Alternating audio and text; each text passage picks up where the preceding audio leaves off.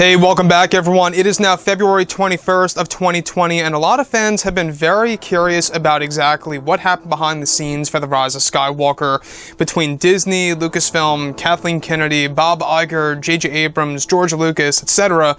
that really changed the overall Star Wars franchise, and especially the initial version of Episode 9 that will never see the light of day for the Star Wars community. This is Mike Zero. Make sure to subscribe if you're new to the channel for future Star Wars content. Now, one thing that we do know about Episode 9 is that this movie was a very tough production for Kathleen Kennedy and all the actors and actresses on board, J.J. Abrams, Chris Terrio, and so on and so forth, because of Kathleen Kennedy interfering with many of the scenes that were being filmed back in, of course, late 2018 leading into early 2019. Now, when we look at the creator George Lucas, the man himself who really started this franchise back in 1977 with Star Wars A New Hope, or what was originally called The Star Wars at the time, very interesting is that George Lucas did play a major role in the initial cut of Episode 9, and that a lot of his scenes were taken out of this movie before, of course, Kathleen Kennedy stepped into the picture. You can see that some of his scenes did make its way into Episode 9. You can see some examples that really do scream George Lucas's work in Episode 9. There are key moments in there that you will realize.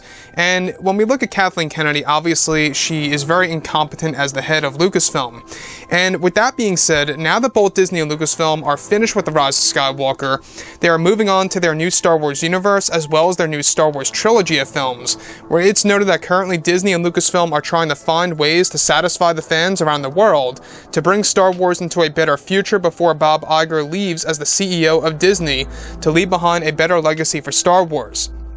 Now, it's explained that behind the scenes for Episode 9 was a very tough production for the film, as many changes were made to the movie by Disney and Lucasfilm, where it's noted that at one point in time, George Lucas was very frustrated with J.J. Abrams and the Disney CEO Bob Iger for making major changes to how Palpatine would return into the new Star Wars franchise, and how it changed the sacrifice of Anakin Skywalker at the very end of Return of the Jedi.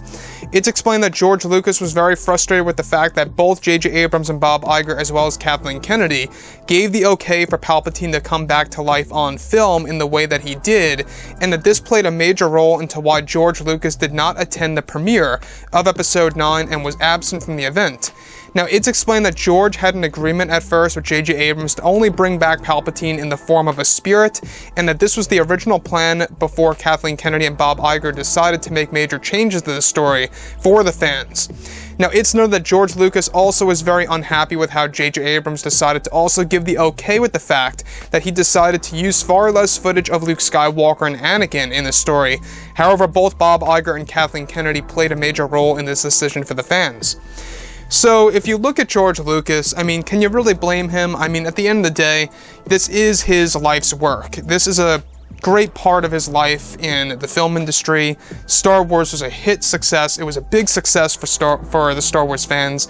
A lot of fans loved it back in 1977 and throughout the 80s, and of course in even the 90s and the early 2000s with the prequels. Say what you will about the prequels, but those films at least had consistency.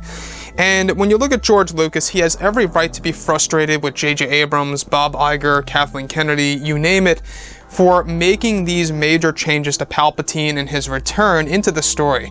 Now, granted, yes, I do understand that in the original Star Wars EU, also known as Legends, Palpatine comes back to life literally twice.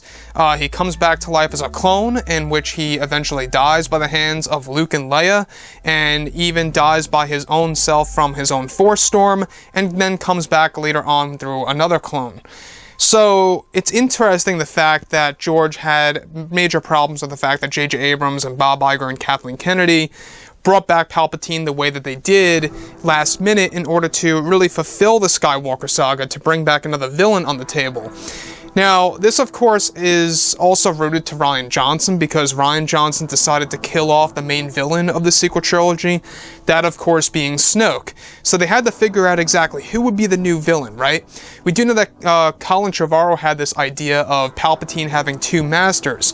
One of his other masters being called, I believe it was Talum or something like that, in the original concept artwork of that movie. And that character was going to be the main focus in Duel of the Fates. And George Lucas was completely on board with that idea until J.J. Abrams and Kathleen Kennedy were coming up with the idea to bring back Palpatine into the mix. And for the most part, they were on the table with bringing him back as a spirit and how that really lied directly into Matt Smith, the actor, coming back into Star Wars, or making his debut into Star Wars, I should say. We saw his name on the international websites before it was completely vanished, taken off by Disney, right around when the reshoots were taking place in late 2018. His name just was erased off of all the international websites for, of course, Star Wars in general. So the fact that George Lucas was frustrated with this is completely understandable.